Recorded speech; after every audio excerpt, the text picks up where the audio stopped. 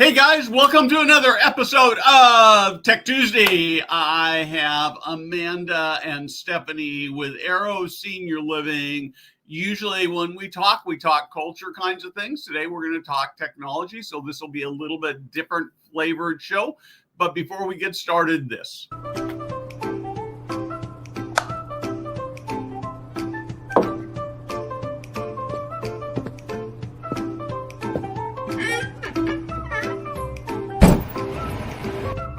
Hey guys, Steve Moran here.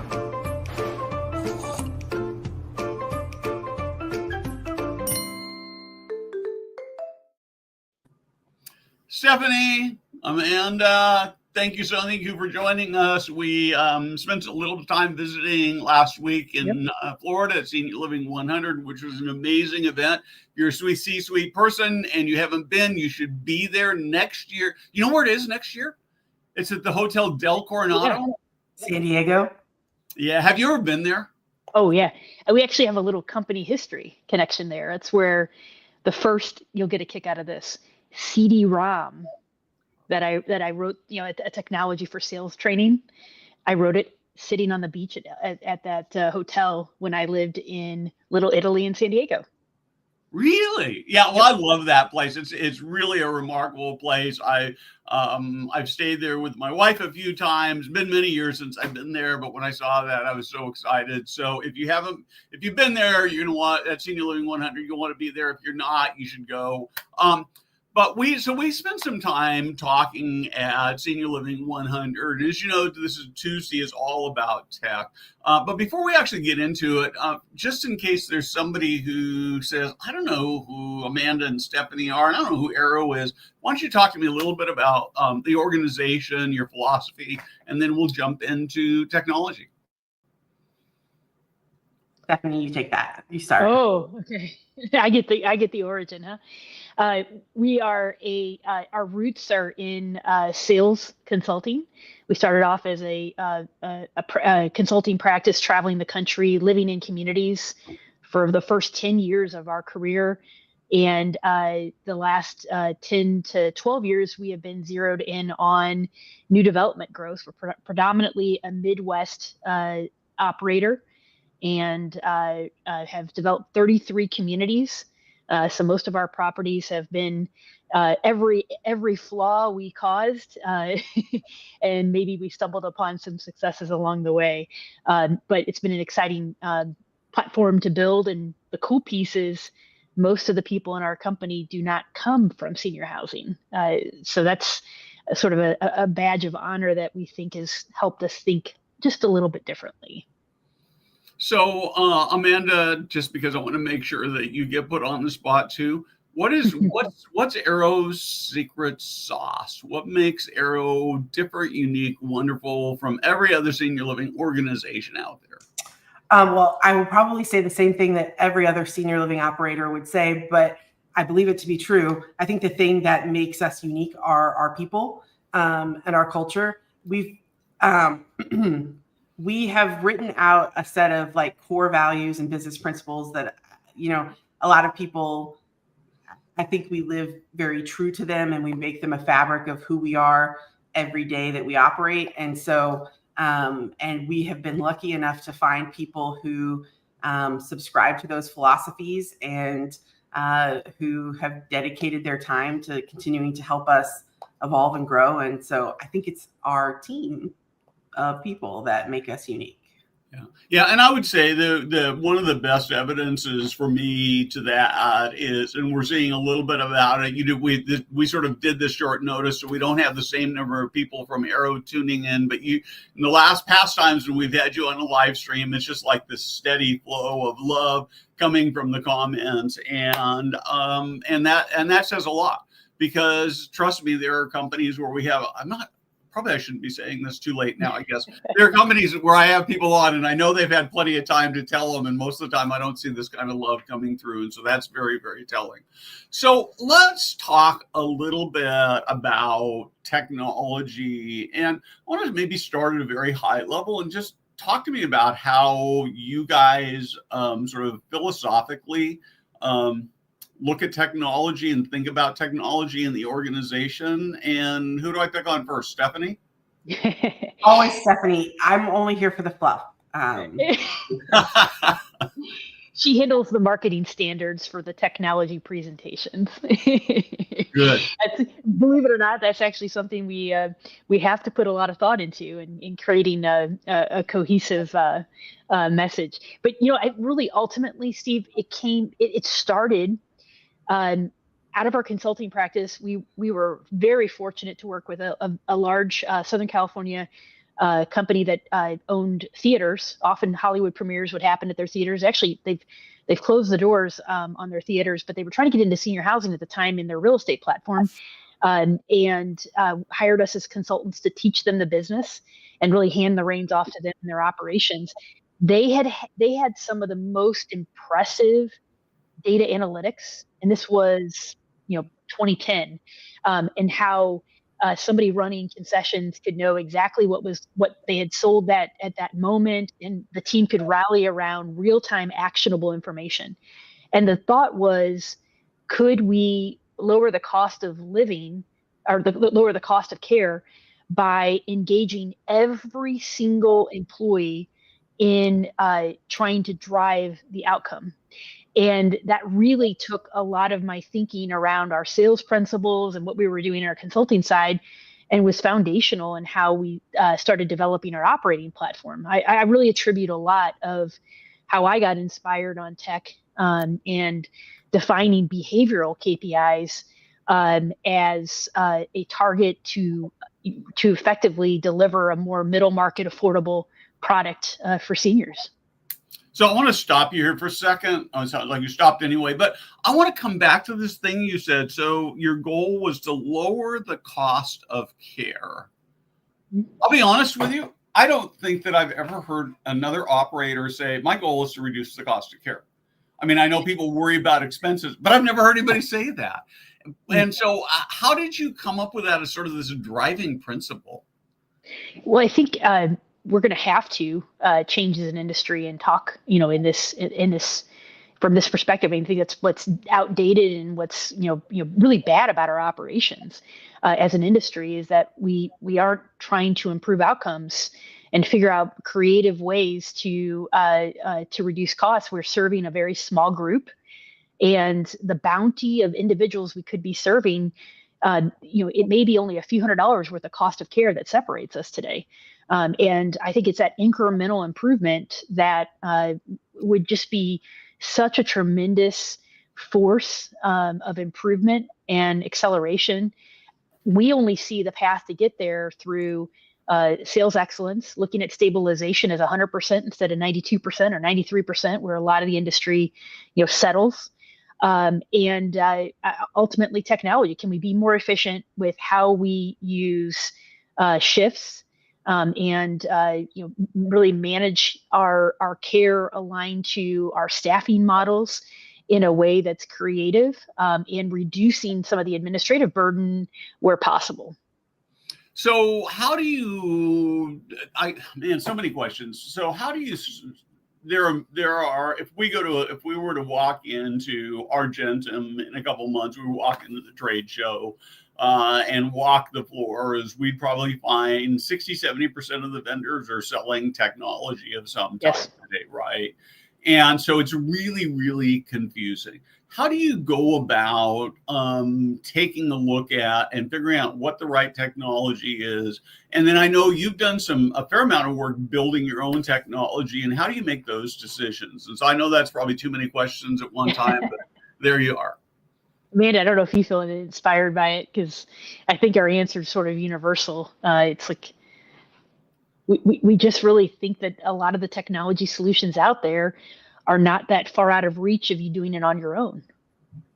And and I think I wore my Archer shirt today, which is a tool that was created by a team of people within our company, and it was created because we couldn't find what we needed in an all-encompassing package from any of our vendors. And so I think vendors if you're a lucky enough management company to be tapped in early on as they're developing their product, of course you get to influence maybe how they evolve. But we were just not lucky enough to get tapped in on some of like for example, scheduling. I can tell you there are quite a few scheduling vendors that don't necessarily enjoy me as a human, because every time they would want us to buy their product, we're sitting here talking about, well, this is what we really need for it to do in order to help us with our operation.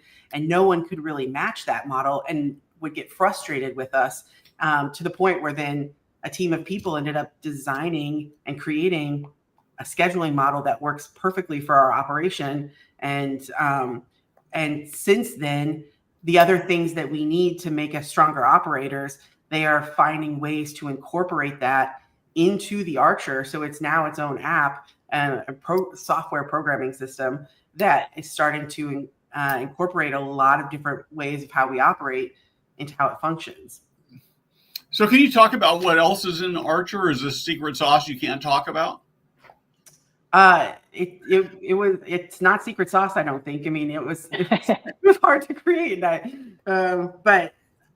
So it started out as a scheduling platform. And, my observations as a former ED and then seeing how buildings operated, for me, like, you couldn't at any one point know. And I think you could ask the question to like a department or a wellness director or an ED, how many physical bodies do you need in your community in order to take care of all of the residents that you have? And I couldn't find anybody that felt very confident about knowing the answer to that. Like, how many people do I actually need to make this work? And so you would find quite often that buildings would be overstaffed with people, because if you're not running efficiently, you just put more people to kind of focus on it. And we really zeroed in on, like, if you have this many people and they have this level of care, like, and how many physical bodies would you need and what would that schedule look like? And we were coming up at a time when everybody was like embracing the gig economy, which for me, I was kind of counterbalanced to that, because I believed in more of a fixed schedule. And like, if you told people what you needed to work, the right people would show up. And it made it a lot easier for us to recruit, because you could have a recruiter say, I have this position open. It's Tuesday, Thursday, Friday. It works this time. Are you available for those times? And because the app showed that position was open, the recruiter could recruit for that specific person, instead of it being a situation where you hire somebody, they come in, and then they're starting to give you a back and forth on what they're able to work or not work. And so again, we just took advantage of how we knew we functioned, to create a tool that would streamline that. I don't know, Stephanie, if there's anything. Well, yes. So but there's still sort of the fixed with the ability for somebody to do a PRN gig, type position. But what we got was more precise on, instead of tacking on a bunch of 8-hour shifts or 12-hour shifts, we got more precise because we brought our care models into it as well. So if we knew we were leasing up, we opened 17 communities since COVID. So we had a lot of growth going on during a staffing crisis, that we all have experienced.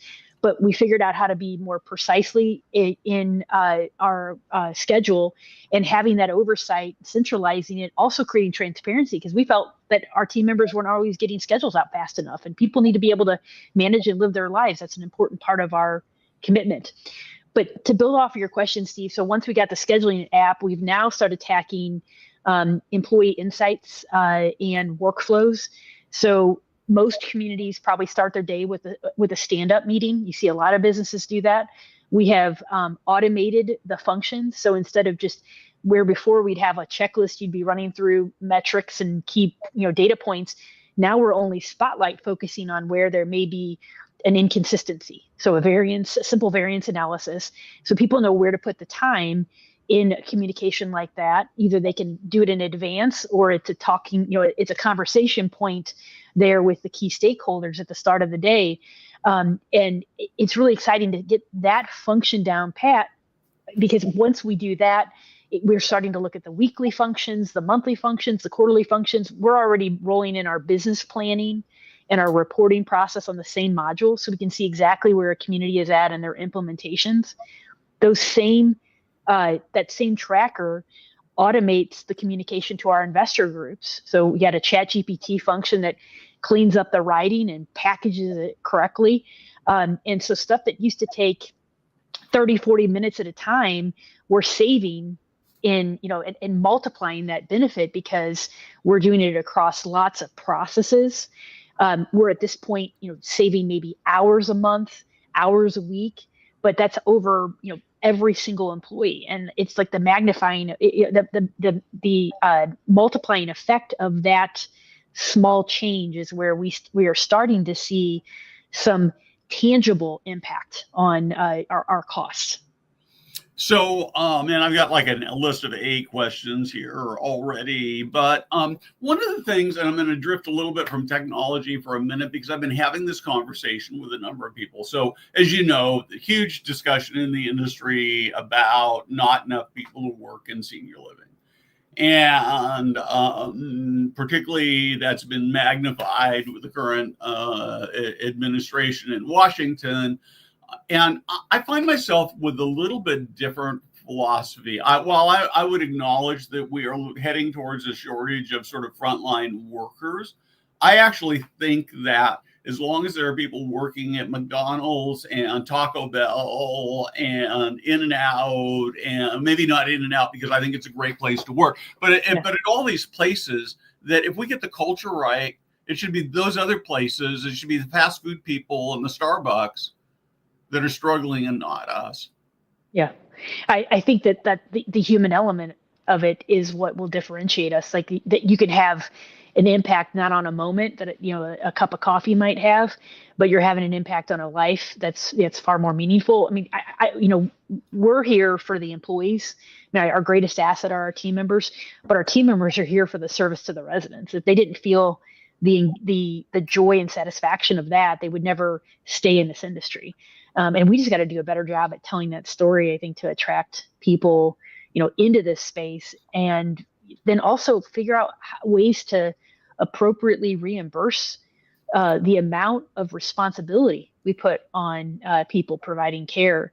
And I think that that's sort of the other, challenge to technology is, can it allow us to pay people even better than what our competitor would pay and create some kind of shared enrichment from their performance and utilization of the tools we're providing them to create that optimization.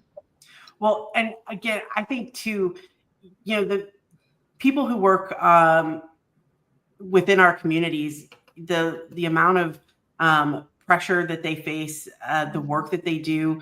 I mean, it is probably one of the hardest jobs in, like, if you're looking at Arrow and our portfolio of who we have. I mean, I would say a care partner working the floor has a very hard job that they do trying to keep things going. And what can we do to make their experience easier from the moment that they start with us? How can they feel like they've got the resources available to them and we're organized enough to give a clear flow for the day in terms of what they do and what they to make their job easier? And how do you bring fun and life into the day-to-day? I think part of what this tech is also doing is helping us get ourselves more organized in terms of like that onboarding process. Because that's like one of the next layers that we're peeling away in the onion of our tech is like, how can we now take, when you come on board, making sure that the time that you have in your training is purposeful, that you have resources available to you, and that you start off with us well. Because again, one of the things I always say to our wellness team is, if I were to start with us tomorrow, how do I know what I'm doing? Like, how did we set this person up for success so that they can feel really confident that I'm going to do this, do this, do this, do this?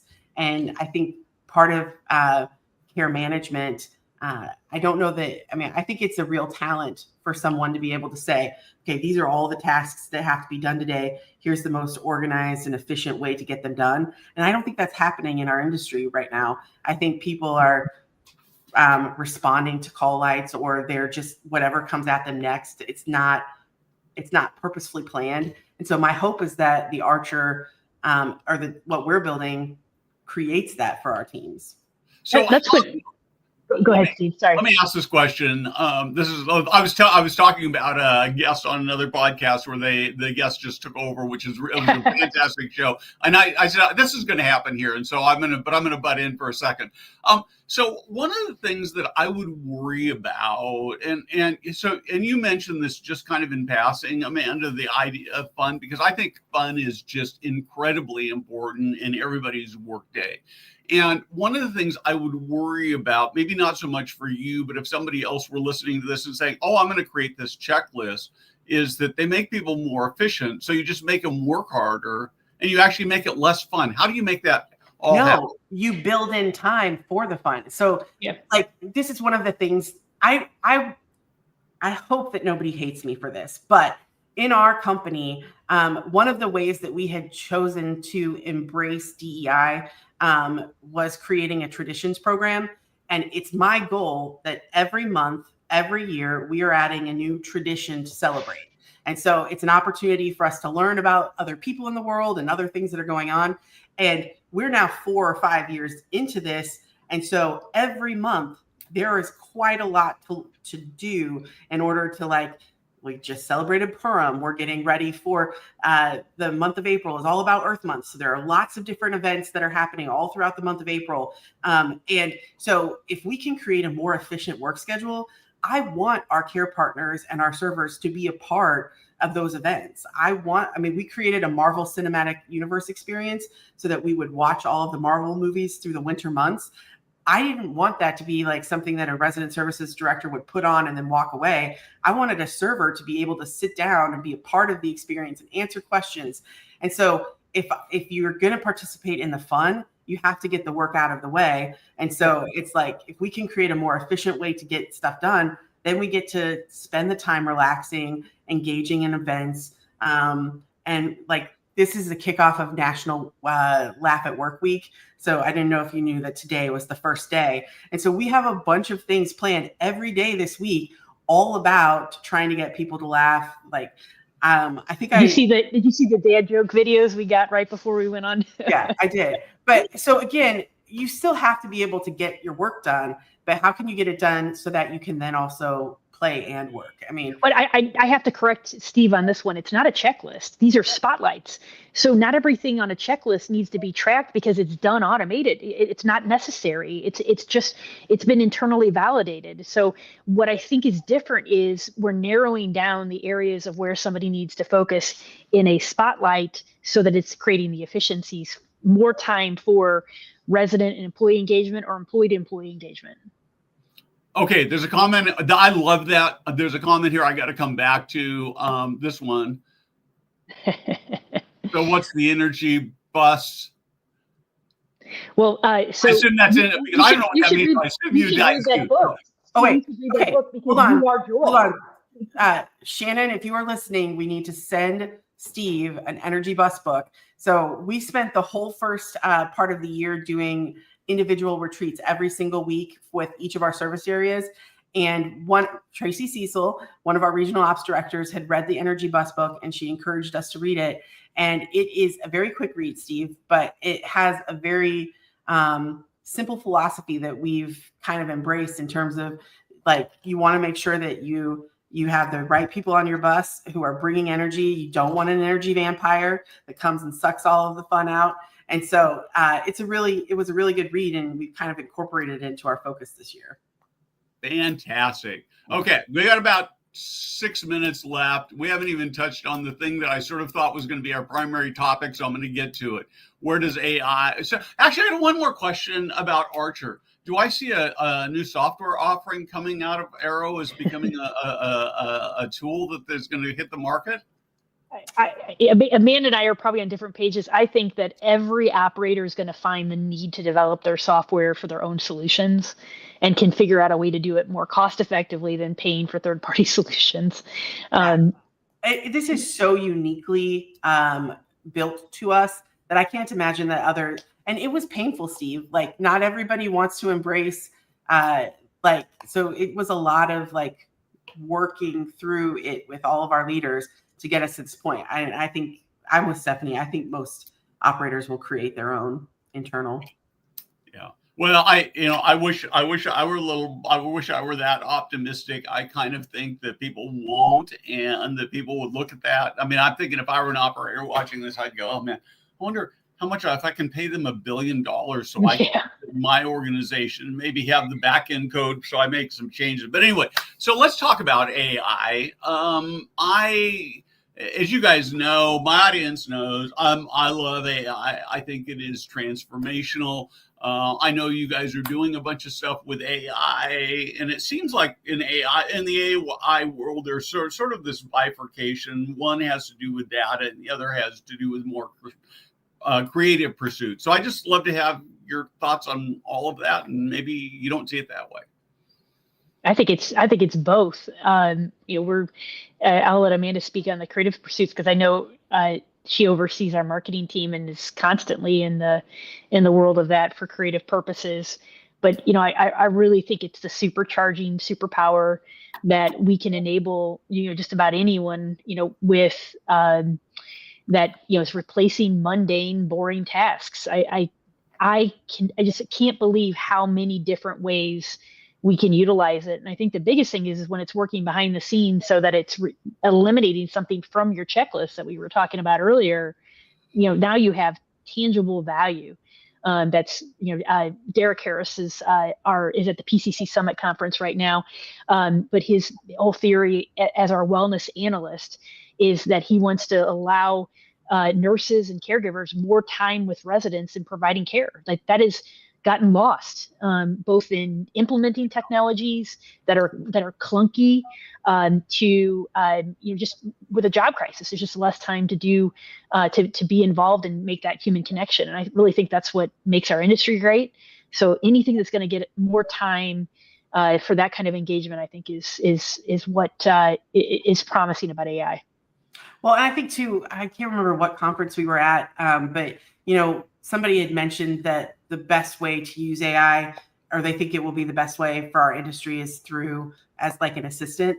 And so I appreciate that the majority of our core leaders and leaders within the organization do seem to tap into ChatGPT, for example, as a way to like quickly get through. If you're doing some kind of performance improvement plan and you want to throw a couple of things out, they'll just tap it in and help the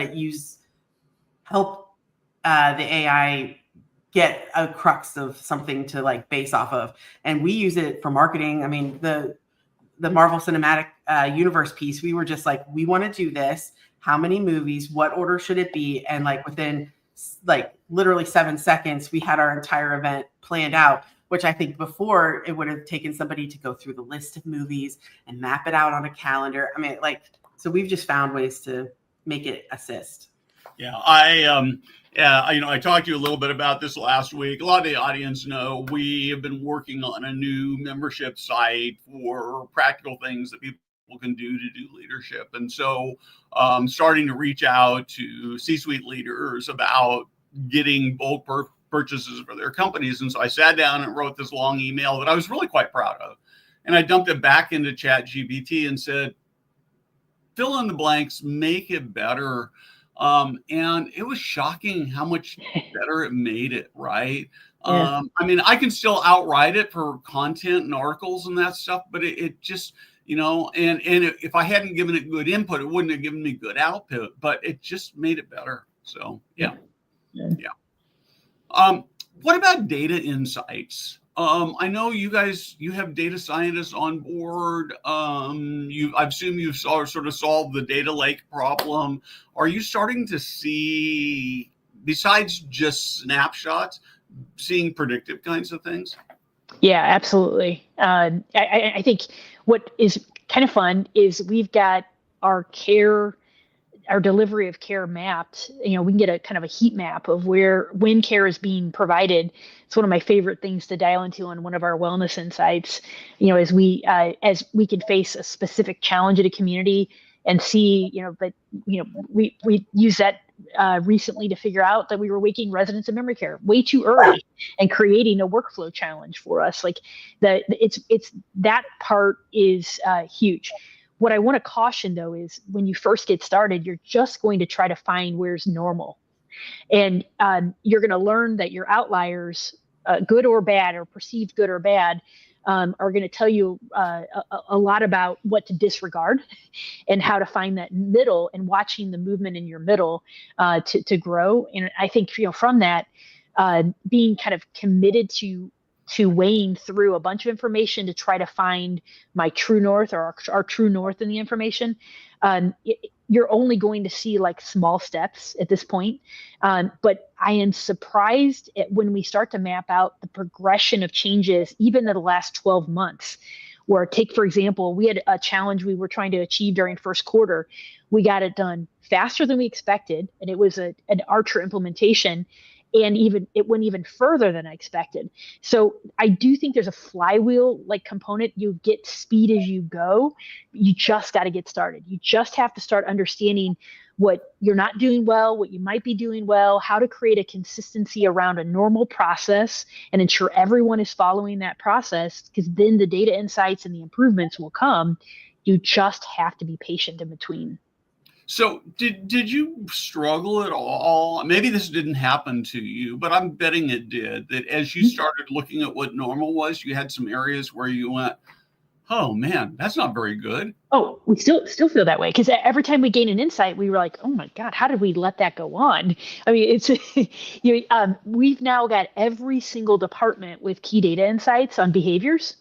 So it's not about, looking at it from a financial performance perspective. It's looking at how we are managing processes, because I do think that we are in the industry reimagination stage of policies and procedures, because technology's changed the game so much, or we need to, enhance the game so much more.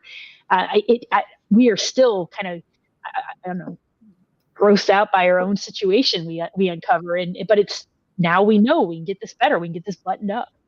Well, it's just as simple as things that, when people do policies and procedures, right, they never take old ones away. They just add new ones. Mm-hmm. And it's been really hard to figure out what to do. But with AI, you can start looking at that and saying, it's irrelevant, or even sometimes this is like a stupid idea. I don't know why we ever did this. Yep. I totally agree. I remember talking to an operator many, many years ago, where a big operator had moved into an independent living, and they had this room full of furniture when people would pass away, and they keep it in case they needed it. And the new operator had a policy that you don't ever use dead person's furniture, and so they had to get rid of it all. But it actually didn't help things; it made things worse. I don't know. I just think you got to think through these things. Yeah. So we are about done. We're a little over time. I knew this would happen. What else maybe should I have asked you about that I didn't? Steph? Oh, I think Amanda was flipping that one to me, but I think she should be our final word. Oh, no, it shouldn't. No, I'm glad we had the conversation. I think it's exciting. As you were talking, I just come from a meeting earlier that was all about like model room management and how are we going to build in how we track assets, and how do we build that into Archer? So, well, I guess I'm gonna take the last word here. I don't usually do that, but I'll tell you the thing that for me that makes this conversation so important is that it demonstrates what's possible. And frankly, there are about 24 operators out there that are just doing amazing, maybe more than that, but 24 that I really know that I have deep respect for, that I know their organizations that are just, that have just sat back and said, we're not good enough. Let's go get better. And I don't care. I know you guys that no matter how good you are, when you're at the very top, when every building is at 100% and you've got 100 people in a waiting list in every building, you're going to sit back in your offices or at home or when you're on vacation and say, "Oh man, we're not good enough. What else can we do?" Right? And that attitude is what transforms the industry. And it's not just transforming the industry, it's transforming the lives of people who we're caring for, the families and the people who are working on our organizations. And so thank you for doing that. Thanks for having us. Thanks for your time. And with that, we're done.